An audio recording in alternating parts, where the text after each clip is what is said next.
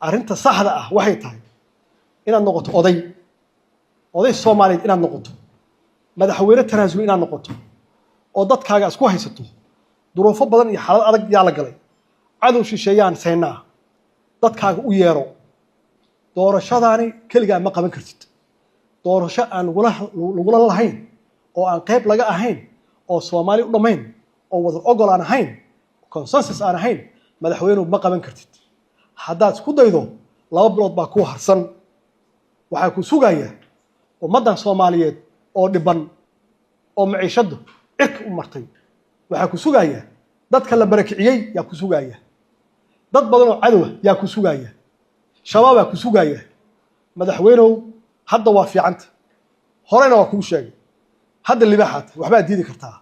madaxweynuhu bisad ha noqon anaa soo arkay meeshaas ha noqon halkaas ha aadi halkaas wax fiican ma aha